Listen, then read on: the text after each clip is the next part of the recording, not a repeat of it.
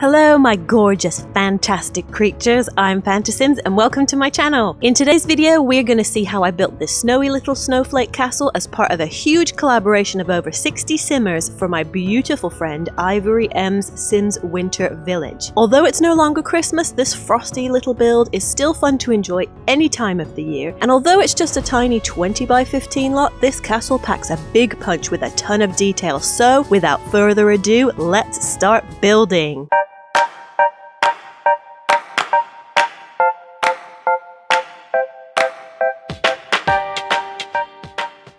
Now for this snow castle, I actually came up with the frosty looking towers before I even joined in this collaboration.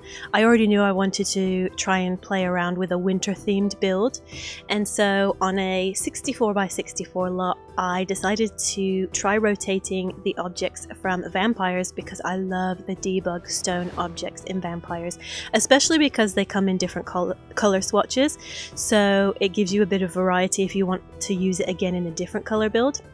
And so I just rotated each of these posts, these stone posts, by 10 degrees until it created a 360 degree circle. And then I flipped them upside down so that the part that sticks in the ground normally was sticking upright. And then I tilted them in, I can't remember whether it was like 20 degrees or something, but I tilted them in to try and create a tall stone roof, and then I had to kind of play around and rearrange them. So what I decided to do was arrange them a quarter of the way, and that way all I had to do is duplicate the room and rotate the room 3 times, and the 4 sections just came together, if that made sense. That way I didn't have to try and fit all the objects around the entire circle. I only had to do a quarter of the circle. And then I was just playing around with some of the other debug stone objects to create like a hanging piece underneath the tower, because I knew that I wanted it to be a floating tower. And I designed it in a way that if you place 3 levels of tall walls, the tower will align with the middle level, and you can actually put a floor inside of it and use it if you want to. Now obviously the walls aren't going to collapse because they're made of objects, but it creates like a little tower that is usable if you want to. And then I spent some time just creating variations of the piece that I had made. I ended up not using most of these objects, but I did use a couple of them, so it wasn't time wasted. I like to make variations of something I've rotated just for future use, because you never know when you're going to need them, or sometimes when you rotate things it takes a shape you didn't expect and it gives you an idea of what you could do with it. So I took some time to do that and created this massive room, and it's just sitting in my library if ever I want to use these objects again. And I think I just changed how I rotated each of the pieces by like 10 degrees on a different angle to make it flare out and get skinny again. I'm probably not making any sense. Usually I take notes before I do a voiceover for a speed build, but I'm so behind on my videos that I'm just winging it, and my brain is so fried because I'm exhausted. So if I sound like a bumbling idiot, then you know why. But I just wanted to get this video done. So anyway, I ended up using this variation that I made, and I just duplicated the amount to fill it in and rotated them around the circle to fill in all the gaps. And I thought that would make a great base for underneath the floor, and then I'd put the skinny pointy bit that I'd created. I don't even know what it's called, but like on old castles where it's got that thing hanging down, like the stone thing hanging down from the bottom of the tower.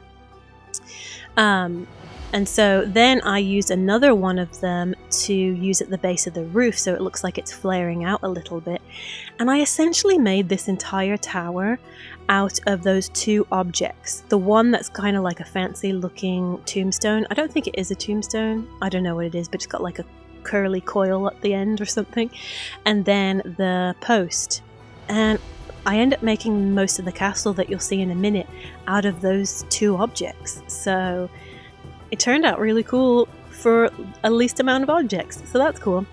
Anyway, so here I am just making the walls of it, and I'm testing out how high to elevate it before I try and elevate all of them. I think I then discovered that I had made it off-centered, so I think at one point I had to shift it over a little bit. But I'm just testing out the heights and saving them as separate rooms. So as you can see here, I've got 2 levels, and I made one blue just so I could visually see in live mode where the floor ends, and that way I could elevate and lower the pieces so that the floor sits perfectly where the built floor would be. Sorry if I'm sounding confusing. I think I'm confusing myself. Anyway, so then when I agreed to join this collaboration, I had a 20 by 15 lot in the new Snowy Escape world. I forgot what the name of the world is called. Anyway, so I knew that I needed a lot of room, just like I did with the coal factory that I showed you in a previous speed build video. So I did the same thing, but this time I actually counted the right amount of tiles so I didn't have to delete anything after. And so it was, instead of 20 by 15, I did 18 by 13. That way I wouldn't end up with the walls extending beyond where you can build on the lot. And I decided to create like kind of a floating castle with these towers that I had created. And then as an entryway to enter into the castle, I thought it would be cool to have like this grand sweeping staircase.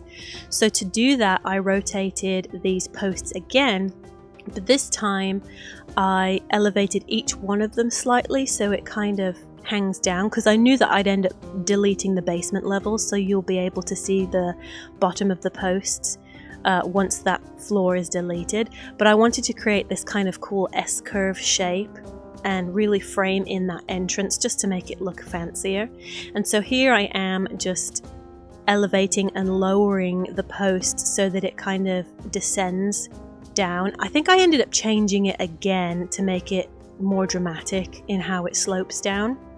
But anyway, and then I did the same thing on the straight line as sort of a trim for the staircase. And I don't know, I just really love these stone objects. We need more of these kind of stone objects that we can use for architectural detail. And then I used the backs of the pig decoration from base game because it just had this cool emblem on the back of the pig's back. So I thought it led into the staircase pretty well. I had previously, like I always do, went through the gallery and basically looked for like snow colored, like white and blue objects that I could use. So it's not like I knew to look for that pig and use it in the design of the staircase. It's just that I had already put it on my lot because I thought it could be usable. And so when I saw it off to the side, I was like, okay, yeah, I can use that as like decorative detail. Anyway, so here's me creating some frosty pools, and I knew that I was going to be using the eco lifestyle rocks because they look like icebergs. And I was having a bit of a hard time with the basement because you know how sometimes with the basement it just won't let you delete floors or you know, whatever. So this time it wouldn't allow me to build a floor. So I had to kind of leave that as a dirt floor rather than a tiled floor, but it ended up being covered by objects anyway. I mean, if it wasn't going to be covered by rocks, it would be super annoying. But as you see here, I end up covering the whole area with these rocks anyway, so you don't see it. And that took me it took me a while to get all those rocks in there and cover all the area. And then later on, I added these ones right here with that look kind of like they've got a stairway up them, like because they're the quarry stones. Sorry. Oh man, I'm trying so hard not to stutter right now. This has been happening to me lately. I've been stuttering more and more, but I think it's just because I'm just so exhausted all the time, because I have chronic fatigue and fibromyalgia fatigue, so it messes with your brain. Anyway, so I was trying to shape the stones around the stairs to make it look like a naturally occurring thing rather than man-made, but I also wanted to make sure that it didn't interfere with the footprint of the stairs. And this is the trick. I just have to eyeball things and hope for the best, because when I playtest things, I end up normally having to shift everything around and change ideas. I should have playtested it as I built it, but I was too tired, so I just went with it and hoped for the best, and it ended up working out. And so I just shaped the rocks around these pools that I had created, and I did have to use tool mod to lower and elevate some of them because they stuck out too high, and resize some of them. And I had to resize them as well so that they didn't flicker layered on top of each other as well. So I love the tool mod for even if you don't want to do these major rotating of objects. The great thing about the tool mod by TwistedMexi is that you can make these minute changes by removing flickering or elevating things to fit on top of a shelf or whatever. Now these are the snowy looking debug objects from I keep wanting to say Stranger Things, the TV show, rather than Snowy Escape. Anyways, it glows this really bright teal blue, and none of the lights, like regular lights that you use in the game, none of them have that setting in live mode where you can make it that really bright teal. So I use this to really light up the castle. And you'll see later on, I use the tool mod to make, I cover pretty much the entire castle with these Snowy Escape pagodas, snow pagodas, and I minimize them by like 0.0001. I scale them to the point where they go invisible, and that way it lit up the castle without you seeing any of the objects there, which is a really cool trick. So here I did want to make the towers look a bit more realistic and use some real windows. So I used the ones from Vampires because the stone matches perfectly, obviously, and I made a slightly bigger one behind the window and made a slightly smaller one in front just to add a bit more three-dimensional shape to it. The only downside though is that windows frames don't really light up the same way as other objects, especially when they're not connected to a wall. So at night time, although I really like how the castle ends up looking at night, the windows are all dark, they don't glow with the same kind of blue, but it was just a minor issue. And then I started to shape the shell, and I had to shape the shell around the towers that I had created, but also the staircase that I had created, and it was an odd shape. So I did struggle a bit when it came time to decorate the inside because the shape was just really weird and it was hard to make a ton of room. So it ends up only having one bedroom. I mean, you could section off other areas and make some smaller bedrooms if you really need it, or just put some really comfy couches in there and they can just sleep on the couches. But it's such a tiny build that I think having a one-bedroom house for a 20 by 15 lot isn't that big a deal.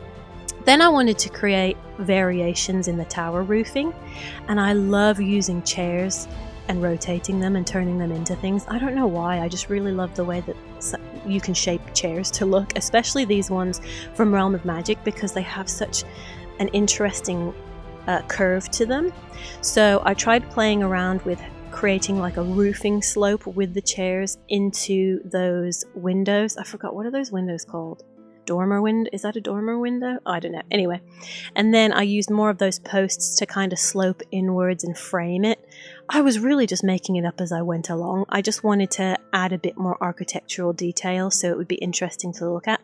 And once I have posted this video, I will make all of these tower sections available as rooms so that you can use them in your builds if you want to. Because I know some of you have commented, especially on like Twitter and even on some of my other videos, that they're like, oh my gosh, the patience you have for rotating things. And I guess it doesn't bother me. I find it quite relaxing to rotate objects. For me, the most stressful thing is figuring out how to put it all together into one build. Like, I think it makes more sense to my brain to spend ages creating an object or creating part of a build, but when I then have to put it all together, that's when I start to lag a bit and I struggle figuring out what I want to do.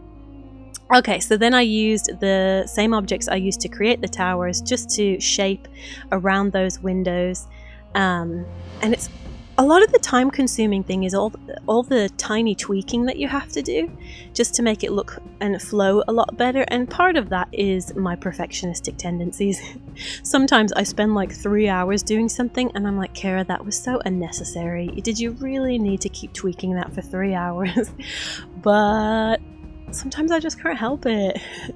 Anyway, So then I just started to put the pieces together. The great thing about saving everything as rooms as you're constructing something, even if you're constructing something and you think, oh, I don't know that I'll end up using this, save it as a room, because there have been so many times I'm like, oh yeah, I can use that thing I made the other day, or I didn't like the way this turned out, but I have a new idea for how I could shape it. So I save everything, and I think I copied and pasted my tray file from the game as a backup in my computer, and I think it said it had 32,000 tray items.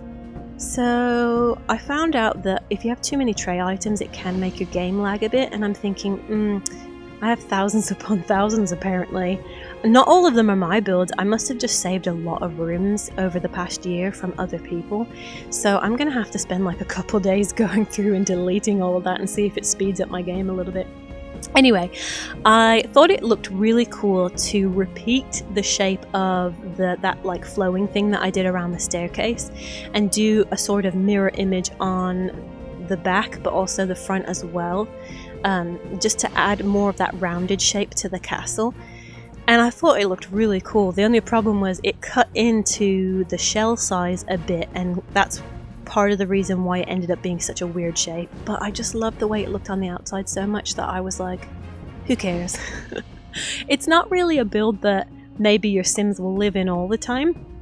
I mean, it's fully furnished to be a residential property, but maybe you can use it as a rental or whatever. And I wanted to keep the inside of the build as open floor plan as possible because there's so much detail on the outside, and because all of these objects can't be collapsed when you drop down the walls, I didn't want visually for it to be so difficult to see what your Sims are doing. So because of all of these objects I'm using for the towers, I tried to keep the inside as open and simple as possible. So here I am just adding a little bit of detail. I ended up deleting columns because you guys know when you collapse the walls, the columns don't go down with it. I don't know why.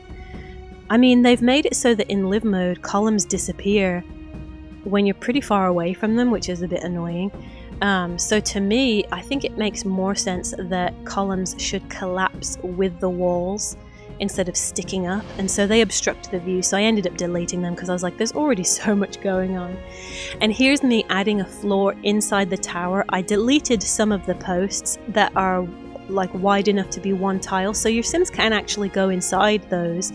I tried thinking of what I could do to decorate the inside because it's the pre-made size of the octagonal shaped tower, so it's only a few tiles, so you can't really fit a lot of stuff in there. And at first I did have some activities in there, but it was using stuff from a bunch of different packs, and I thought I'd just make it easier and leave them empty. And because I also had to delete the walls, otherwise it made the stone pieces go dark, like they're inside a room, they went black, and you could see that blackness on the outside of the build. So I had to delete the walls, which means if you're playing in the winter that your Sims are going to freeze to death if they are in those rooms. So at first I was going to try and see if I could turn it into like kids' bedrooms, but I thought that was kind of mean to put kids in a room that's exposed to the freezing elements. So I ended up leaving it blank, and you guys can put an object in there if you want to. Anyway, so I'm trying to create an asymmetrical symmetry. So I wanted some towers on the left to be taller than the ones on the right, but I still wanted it to look a bit balanced. And that's kind of how the Disney castle looks.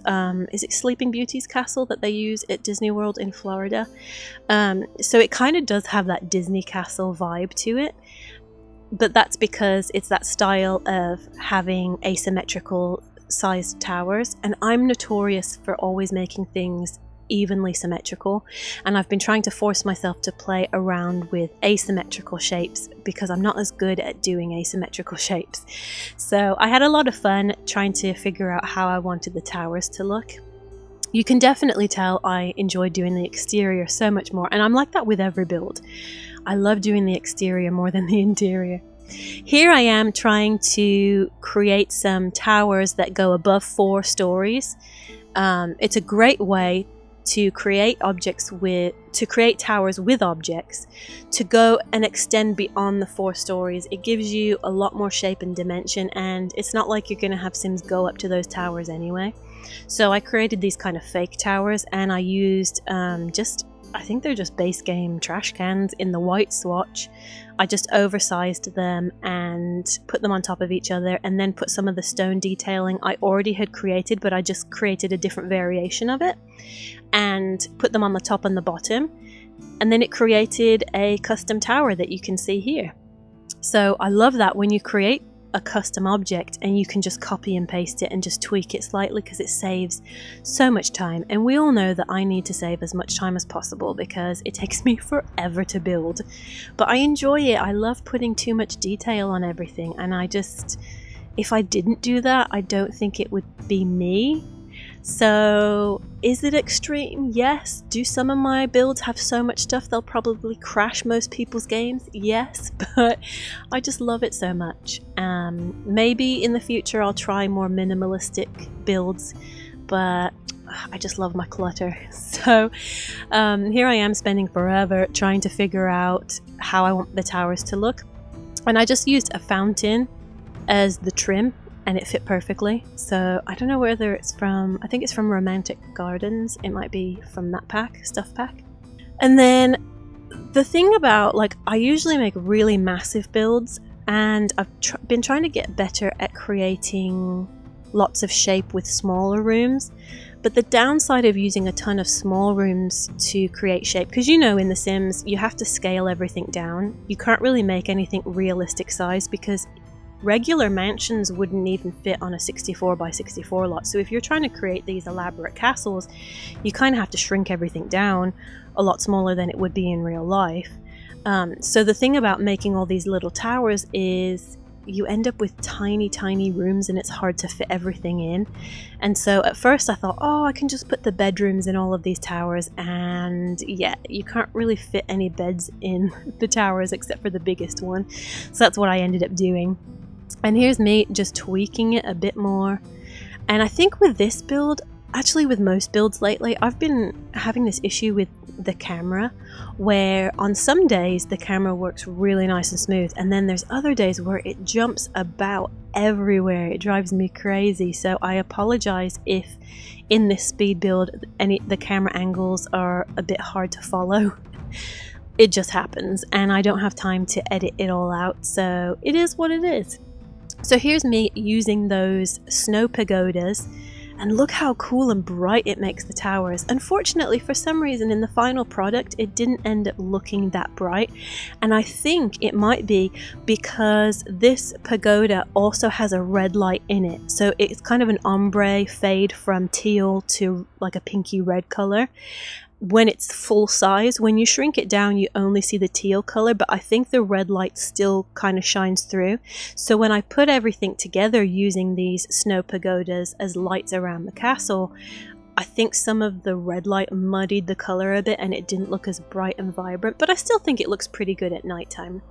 And then I used an oversized Realm of Magic white stool, and I think the flag posts in white from Discovery University, or not flag posts, the banners, you know, those college banners. One of the posts comes in a bright white, and I kind of used that as some three-dimensional detail around the tower, and it just created a really nice shape.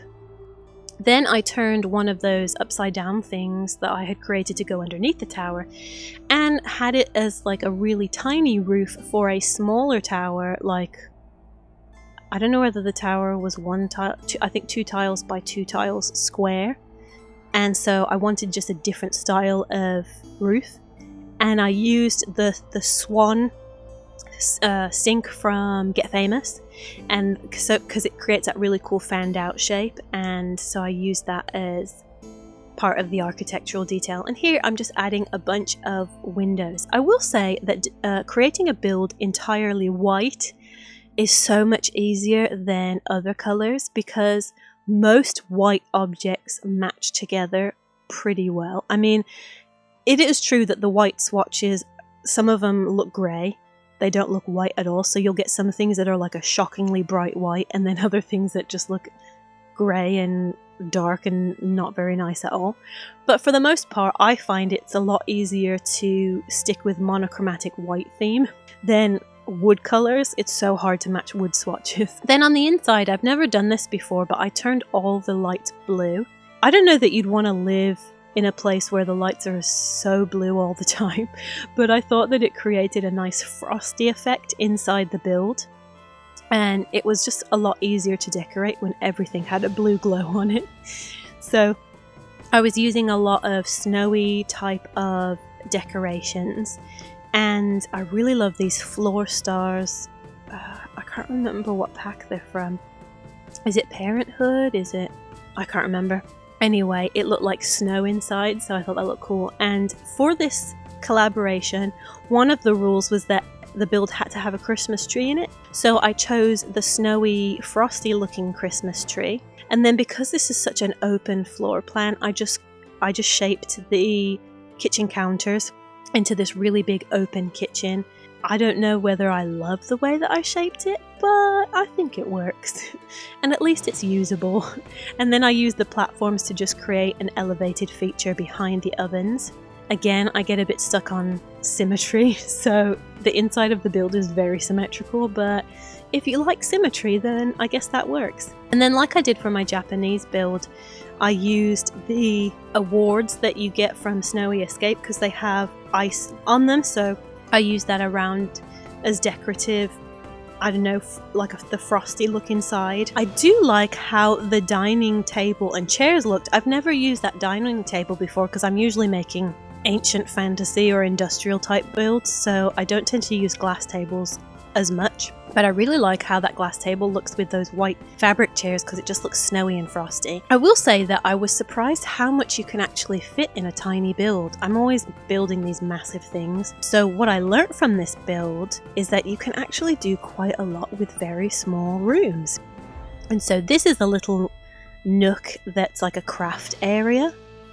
And I really just stuck with the white and blue theme throughout this entire build. Now, I didn't record myself doing the finishing touches or doing the bedroom because you'll see it in the tour. It wasn't a difficult thing to build, but it was crunch time and I had like 1 or 2 days to finish both of my 20 by 15 lots. But anyway, let's take a tour of what it ended up looking like. And here we have the finished castle. I put it on a 64 by 64 lot just so that it's easier to see it without any obstruction from things like trees, and because it just looks really nice surrounded by all that white snow. I did have to use the weather machine to make it snow, so you can see my sim in the corner of some of the views with her next to the weather machine. I always do that. I always change the weather and make it clear skies just because the lighting is so much better.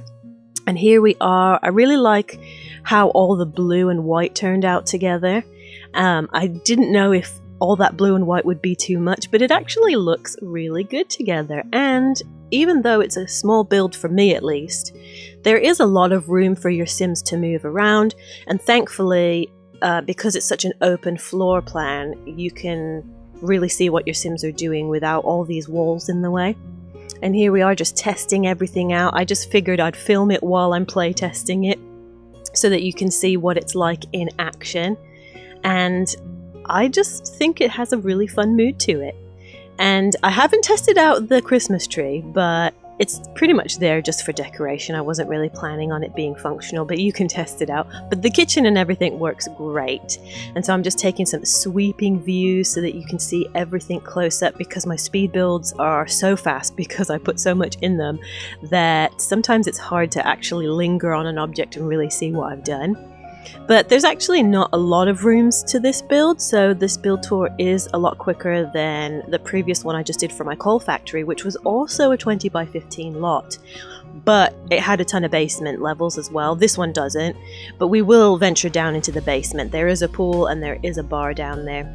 So this is just the tiny little bedroom that I came up with, and then the bathroom. It's nothing super fantastic. I wish I could have added more bedrooms, but it does the trick, so that's all that really matters. And when you're playing with The Sims, most of the time you're playing in more living room type areas. And as you can see here, all the snow has melted because it's past, I think when you use the weather machine, it only lasts for like 4 hours or something. But it's cool to see the contrast against the green as well. And then I added more snow again, and this is more of the night view. And as I said before, the lighting didn't light up exactly how I wanted it, and it seems like every time I place the lighting is slightly different, so I don't know what that is. But I do think that all this bright frosty teal color turned out really well, and the bars work. I didn't put anything in that little cave there, but you can put an activity in that cave if you want to. And then you can go down and swim in the pool, although it looks so cold that I would not want to. But they're Sims, they're numb, they don't feel anything. So she's just swimming around. And I'm giving you some sweeping basement views so you can see it a bit better. I did speed it up to about 200 times the normal play speed, just so that this video wasn't even longer than it already is. And then here's just some closer views of what it looks like at night. And like I said, the windows don't tend to glow with the rest of the castle, but you know what? It's okay. It's close enough. So I hope you enjoyed this frosty little build. I have a ton of builds I'm working on, and I'm going to get back into building my Harry Potter builds because I know many of you have been asking me to finish them. Anyway, if you like this video, be sure to give it an encouraging thumbs up, subscribe, and hit the bell to be notified about fresh content. You guys are all so incredible. I am honored you watch my videos, and I freaking love you. Okay, bye.